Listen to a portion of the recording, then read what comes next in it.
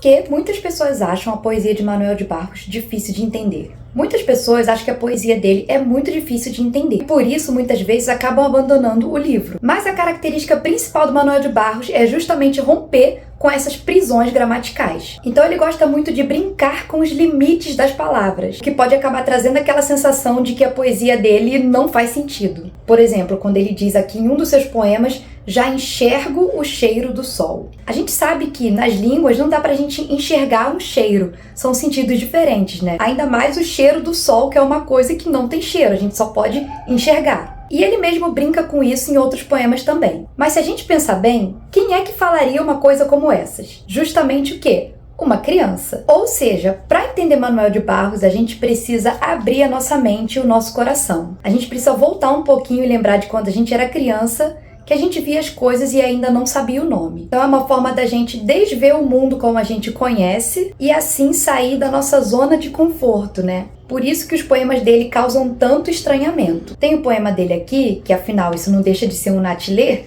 que ele fala justamente isso. O rio que fazia uma volta atrás de nossa casa era a imagem de um vidro mole que fazia uma volta atrás da casa.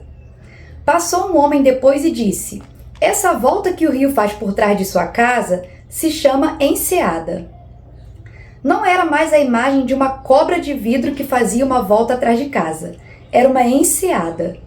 Acho que o nome empobreceu a imagem. Então, assim, os animais e as crianças, eles enxergam as coisas ainda inominadas, eles não conhecem o nome de certas coisas.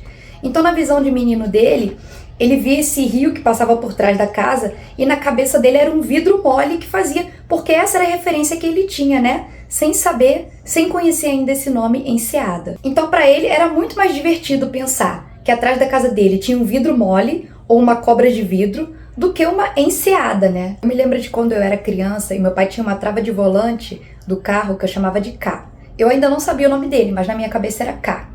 Quando mais velha eu descobri que, né, tinha um nome lá específico, que era uma trava de volante, eu achei super sem graça também. Enfim, se vocês quiserem conhecer a poesia de Manuel de Barros, recomendo começar por essa antologia que reúne vários livros do autor. Já tem resenha aqui desse e de outros livros de Manuel de Barros. E me diz aí também nos comentários se você já tentou ler Manuel de Barros e sentiu alguma dificuldade.